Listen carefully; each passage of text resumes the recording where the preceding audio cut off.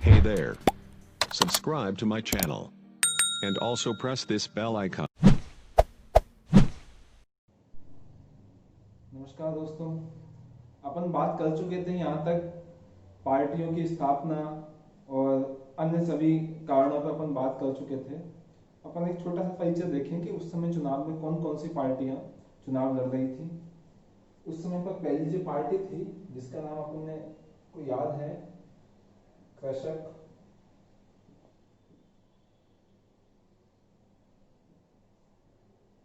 मजदूर प्रजा पार्टी। कृषक मजदूर प्रजा पार्टी, इसके जो संस्थापक थे वो थे जेबी कृपलानी।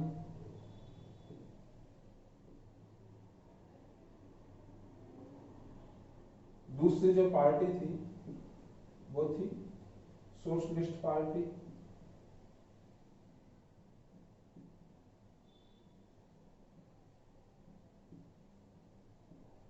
सोशलिस्ट पार्टी के संस्थापक थे जयप्रकाश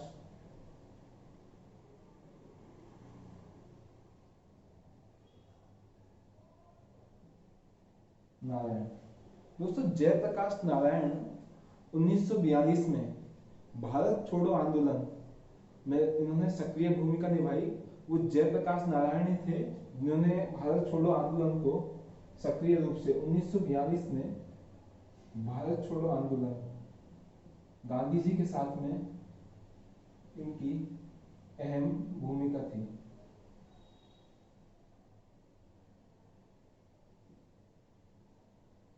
और अन्य पार्टियां कौन कौन सी थी?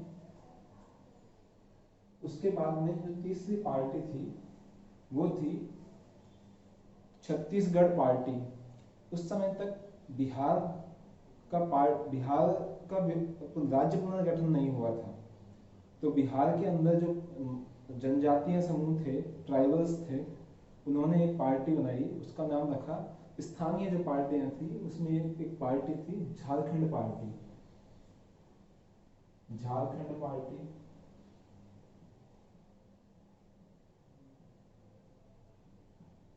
पंजाब में सिखों का प्रतिनिधित्व करने के लिए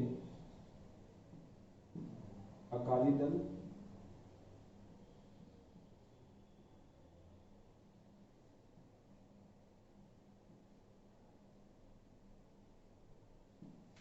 और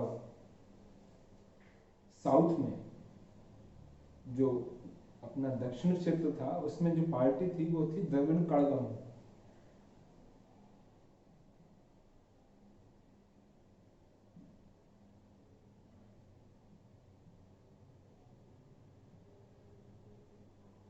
दोस्तों, इसके अलावा कुछ पार्टियां समुदाय विशेष के आधार पर भी चुनाव में हिस्सा ले रही थी। वो थी हिंदू महासभा,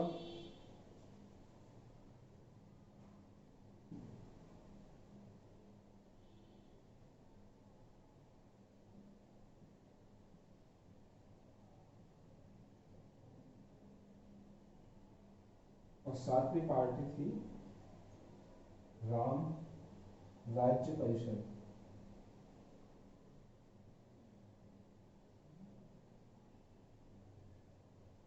इस समय तक दोस्तों एक पार्टी और चुनाव जो मैदान में थी वो पार्टी थी बी आर अम्बेडकर साहब की।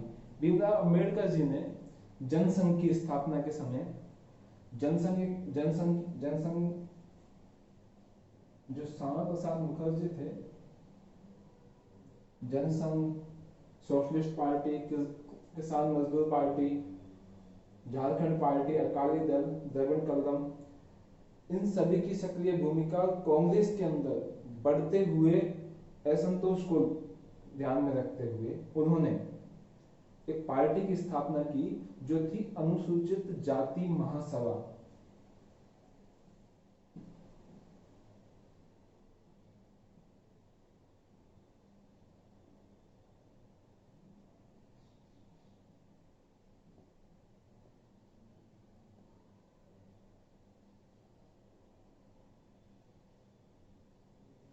जनसंघ की स्थापना श्यामा प्रसाद मुखर्जी थे। जनसंघ जो पार्टी थी उसकी स्थापना 21 सितंबर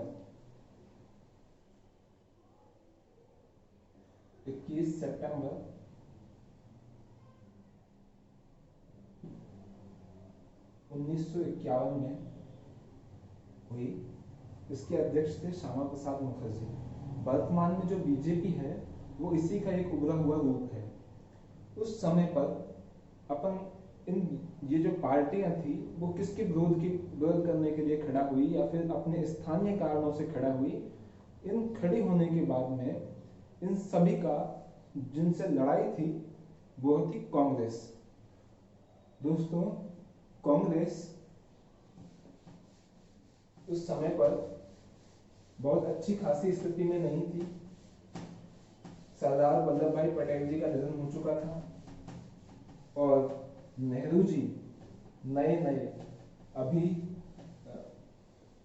अध्यक्ष पद पर आए थे। इन सभी के बीच में देश के अंदर चुनाव कांग्रेस को जो प्रतिनिधित्व कर रहे थे उन्हें लड़ना था, वो थे नेहरू। देखिए, अपन कांग्रेस की बात करें, कांग्रेस किस समस्याओं के साथ जूझ रही थी उस समय पर। कांग्रेस का मतलब थे नेहरू, जो उस समय पर करिश्माई नेता के रूप में साथ उभर कर आ रहे थे। वो उस समय पर प्रधानमंत्री भी थे।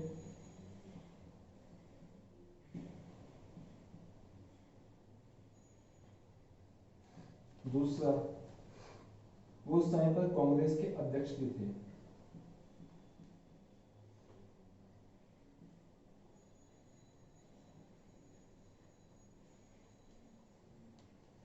सरकार और पार्टी ये दोनों ही अभी किसके हवाले थी? नेहरू जी के हवाले थी। नेहरू जी के साथ में उस समय समस्याएं क्या क्या रही? पहली जो समस्या थी वो थी पटेल की मृत्यु। पटेल जी की मृत्यु हो चुकी थी उस समय।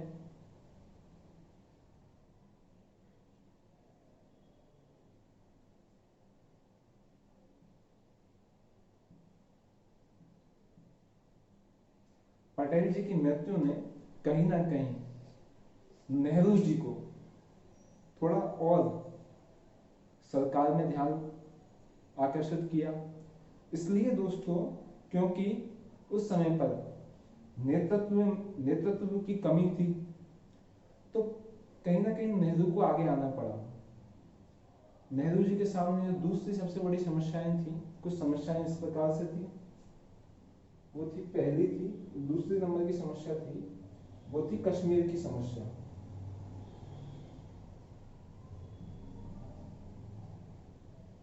कश्मीर समस्या का कोई स्थायी हल उस समय तक निकल के नहीं आया था। दूसरी थी, तीसरी जो समस्या थी वो थी पूर्वी और पश्चिमी शरणार्थी।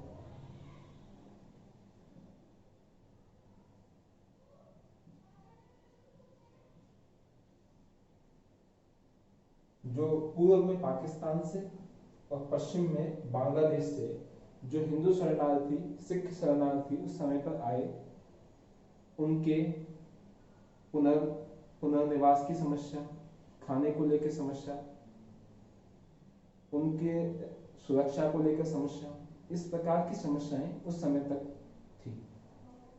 और जो मांग उठ रही थी वो थी आंध्र प्रदेश में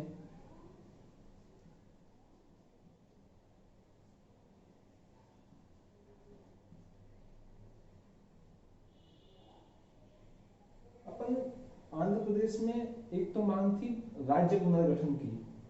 वहां पे एक अलग से राज्य बनाने की मांग उठ रही थी। उसके बाद में अपन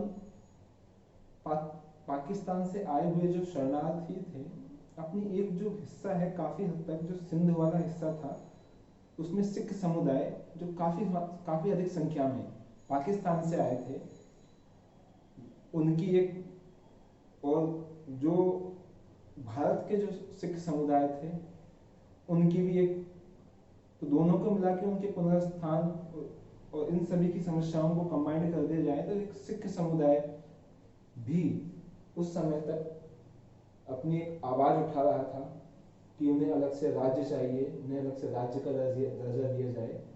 जो पाकिस्तान से सिख आए हैं उनकी सुरक्षा, वो भी एक चुनौती नेहरू जी के सामने थी।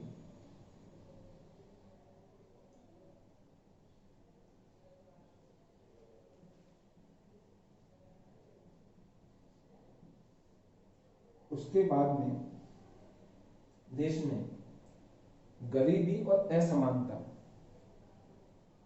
आजादी 1947 में हमें मिली, 47 के बाद में चुनाव आ गए 51 में, लेकिन अभी तक जो प्रमुख समस्या है वो गरीबी और असमानता, उसमें कहीं ना कहीं नेहरू जी अभी तक सेंध लगाने में असफल रहे।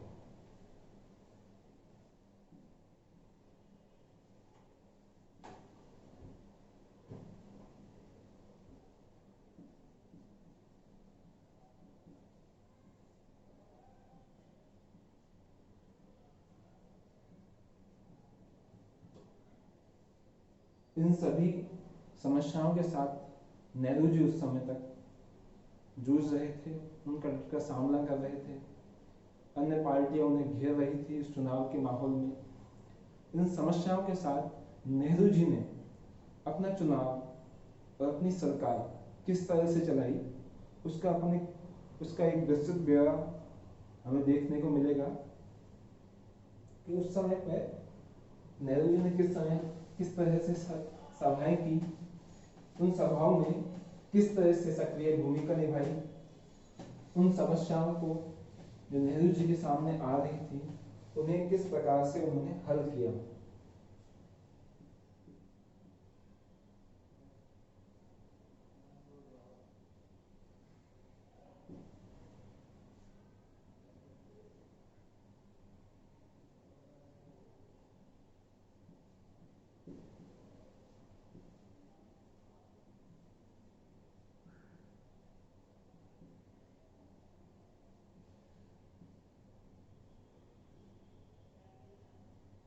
उन्नीस सौ इक्यावन बावन का जो चुनाव था वो नेहरू जी ने जो पहली सभा की वो की 30 सितंबर 1951 को। 30 सितंबर 1951 को उन्होंने लुधियाना से, जो पंजाब में पड़ता है,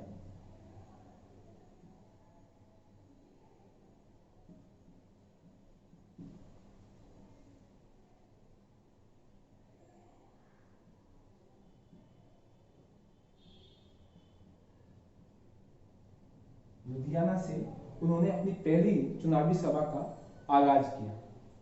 लगभग दोस्तों चुनाव के जो सभाएं थी वो 9 सप्ताह तक चुनाव की सभाएं चली, चुनाव यात्रा चली, जिसके अंतर्गत विभिन्न क्षेत्रों में नेहरू जी गए। 9 सप्ताह मतलब लगभग 63 दिन तक चुनाव अभियान चला।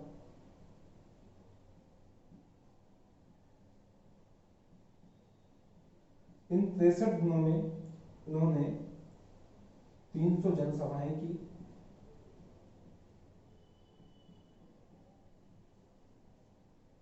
इन 300 जनसभाओं के लिए वो 25,000 मील की उन्होंने यात्राएं की।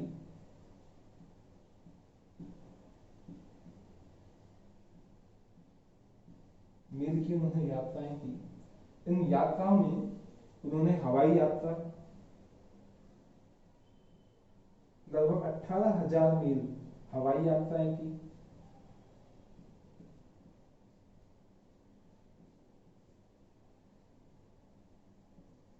नब्बे मील उन्होंने नाव से यात्रा की, जो तटवर्ती इलाके थे, और उन्होंने लगभग 5,020 किलोमीटर 20 मील 5,020 मील यात्रा,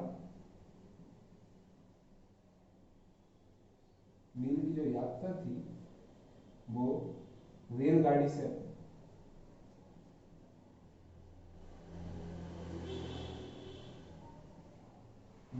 उन्होंने की। और दोस्तों 5,000 मील यात्रा उन्होंने 5,020 मील यात्रा, इसमें थोड़ा सा कंफ्यूजन है, वो यह है कि 5020 मील यात्रा है वो उन्होंने कार के माध्यम से, सड़क परिवहन के माध्यम से पूरी की, और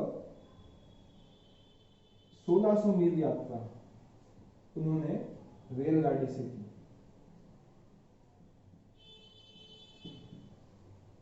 इस प्रकार नेहरू जी लगभग पूरे देश में चुनाव अभियान के मार्फत संपूर्ण देश का उन्होंने दौरा किया।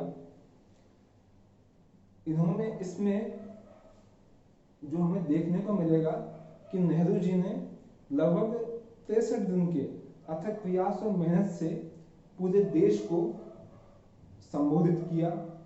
इस संबोधन में सबसे पहली अपन को खास बात मिलेगी 30 सितंबर 1951 की सभा इन्होंने लुधियाना से प्रारंभ की। इसके पीछे एक फैक्टर है कि लुधियाना से ही क्यों प्रारंभ की, क्योंकि उस समय पर सांप्रदायिक माहौल की कुछ इस तरह से बढ़ चुका था कि कांग्रेस को ये लगा या फिर नेहरू जी को ये लगा कि सांप्रदायिक भावना को कम करने के लिए इन्होंने ये यात्रा वहां से प्रारंभ की, लुधियाना से, जो सिख समुदाय के साथ जुड़ने के लिए भी इसे अपन देख सकते हैं। दोस्तों, इस चुनाव में जो नेहरू जी का पार्टी थी, उनका चुनाव चिन्ह था बैलगाड़ी की एक जोड़ी, वो उनका चुनाव चिन्ह रहा। दोस्तों, सबसे पहला चुनाव जहां पे संपन्न हुआ वो था हिमाचल प्रदेश का एक चीनी समुदाय का, चीनी तहसील, जिसमें बौद्ध जनजाति रहती थी।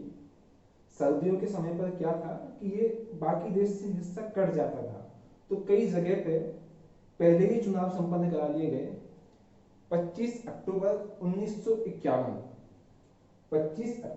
1951 को पहली बार भारत में चुनाव। Hey there. Subscribe to my channel. And also press this bell icon. 25 अक्टूबर 1951 में पहली बार हिमाचल की एक चीनी तहसील में मतदान संपन्न करा के और मतदान की जो प्रक्रिया थी उसको चालू किया गया। दोस्तों, सबसे ज्यादा जो मतदान वो हुआ केरल में, वहां पे 80.5% महिलाओं ने मतदान में सक्रिय भूमिका निभाई, और सबसे जो कम मतदान हुआ वो हुआ केरल में। वो केरल नहीं, मध्य प्रदेश में, मध्य प्रदेश के एक मतदान केंद्र पे जिसका नाम था शहडोल, वहां पे 16% केवल मतदान हुआ। दोस्तों, देश में टोटल जो मतदान था, संपूर्ण जो मतदान था, वो संपूर्ण मतदान था का प्रतिशत जो था वो 60% था, जबकि दोस्तों 85% मतदाता जो थे वो अशिक्षित थे।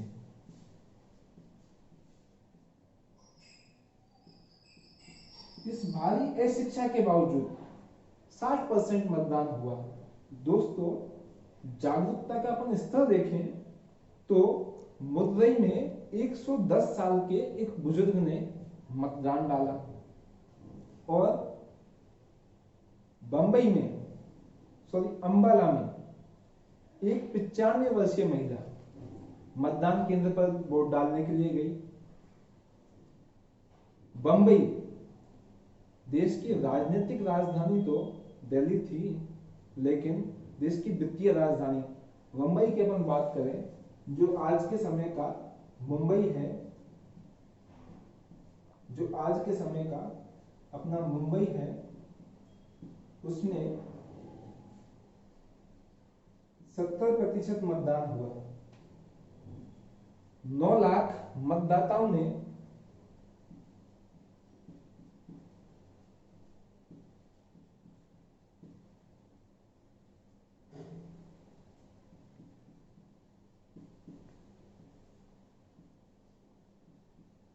मतदान किया।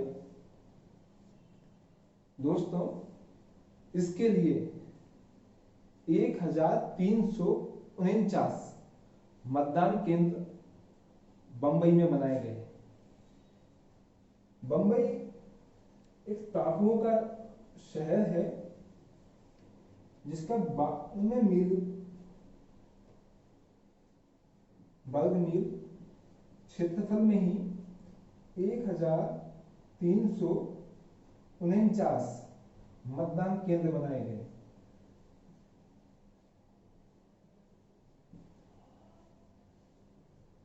दोस्तों, अपन एनालिसिस करें छोटा सा कि दोस्तों किस प्रकार से चुनाव उस समय चल रहे थे। यहाँ के मतदाताओं को मत डालने में बड़ी आसानी हुई क्योंकि लगभग 1349 मतदान केंद्र बनाए गए। लेकिन इसके अपोजिट मिजो समुदाय जो मणिपुर में, मिजोरम में जो निवास करता था, वहां पे 18,000 वर्ग मील क्षेत्र के केवल 110 मतदान केंद्र बनाए गए।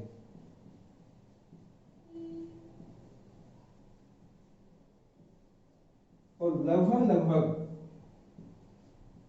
92,000 मतदाता कई दिनों की अपनी यात्राएं करके, इस दौरान वो जंगलों में उन्होंने विश्राम किया, कई दिनों तक की उन्होंने यात्राएं की। रात्रि के समय जहां पर वो विश्राम करते थे, वहां पर विभिन्न प्रकार के नृत्यों या फिर सामूहिक कार्यक्रमों में उन्होंने हिस्सा लिया। इस प्रकार चुनाव को देश में उत्सव के रूप में लिया गया। इन चुनावों में जो खास बात आपको देखने को मिलेगी कि क्योंकि यहाँ पर चुनावों के लिए इतना बड़ा इंतजाम यहाँ पे थोड़ी सी जो अपन को असमानता देखने को मिली वो यहाँ पे मिली, लेकिन लोगों ने इसे एक उत्सव और त्योहार के रूप में मनाया और 92,000 मतदाता चुनाव में मत डालने के लिए गए। दोस्तों, इन मतदान की 1951-52 के चुनाव में देश में 1250 जगह लगभग गड़बड़ी की घटनाएं आई। इन गड़बड़ियों में 817 जगह फर्जी मतदान की घटनाएं रिकॉर्ड की गई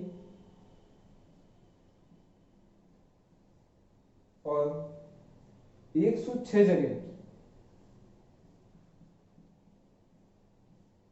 मतपत्रों को लूटने की, जो बैलेट पेपर था उसे लूटने की घटनाएं देखने को मिली। और लगभग 100 जगह ऐसी घटनाएं हुई जहां पे 100 गज की दूरी में मतदाताओं को अपनी ओर आकर्षित करने या फिर उनके मतपत्रों को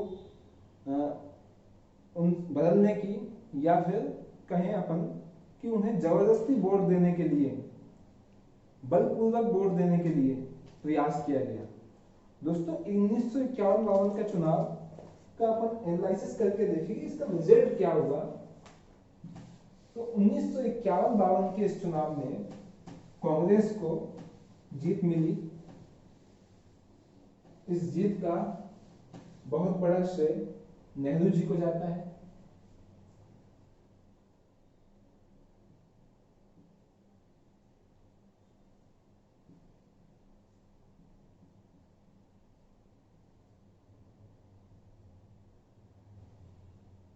दोस्तों, कांग्रेस ने 489 सीटों में से 489 सीटों में से जो लोकसभा की सीटें थी उनमें से 300 लगभग 364 सीटों पर अपनी जीत हासिल की। लोकसभा के चुनाव की अपन बात करें तो 3,280 सीटों में से 2,247 3,280 सीटों में से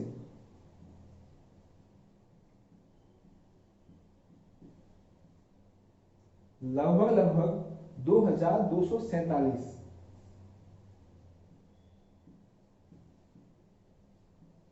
पर जीत अपनी हासिल की। कांग्रेस को लोकसभा चुनावों में लगभग 45% जो टोटल मतदान हुआ उसका 45% मतदान। अपन इनको थोड़ा सा डिवाइड करके देखें तो लगभग थोड़ा सा अपन इनको डिवाइड कर देते हैं कि किस प्रकार से लोकसभा में क्या आंकड़ा रहा, रिजल्ट रहे।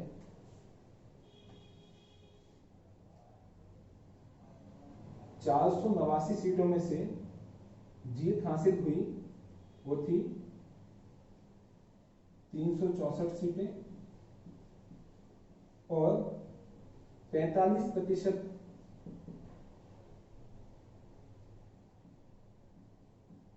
मतदान और 74.4% सीटें लगभग कांग्रेस ने जीती।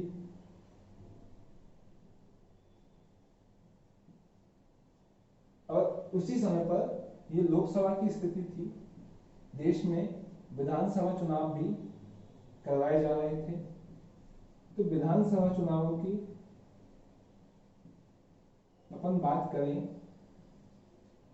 तो विधानसभा चुनाव लगभग 3280 सीटों पर विधानसभा चुनाव थे।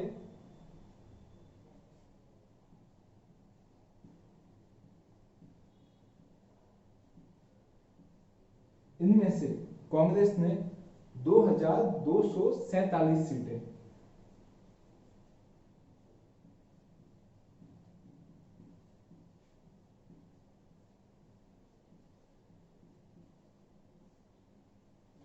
दोस्तों विधानसभा चुनाव में कांग्रेस को 42.4% मतदान, टोटल जो मतदान था उसका 42.4% मतदान कांग्रेस को प्राप्त हुआ, क्योंकि यहां पे स्थानीय पार्टियां भी सक्रिय थी और उन्होंने लगभग 68.6% सीटों पे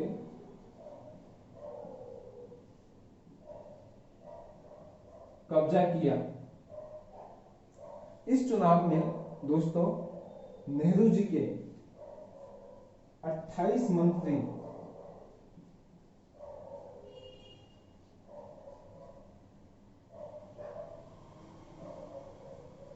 चुनाव हार गए। इनमें दोस्तों प्रमुख नाम थे, वो थे जयनारायण व्यास जी, जो राजस्थान के थे, वो अपनी सीट से हार गए। और डॉक्टर B.R. अम्बेडकर जी, जिन्होंने अपनी अलग से पार्टी की स्थापना की, वो बंबई में अपनी गृह सीट से एक दूध वाले से, जो मक्खन बेचता था, उससे चुनाव हार गए। दोस्तों इसके साथ में जो मोरारजी देसाई थे, जो प्रधानमंत्री पद के दावेदार माने जाएंगे इंदिरा गांधी के समय पर, वो भी 1951-52 में अपना चुनाव हार गए। ये थी दोस्तों 1951-52 के चुनावों की यात्रा। मुझे आपसे आशा है कि आपको 1951-52 के रोचक चुनाव की ये सीरीज पसंद आई होगी। धन्यवाद।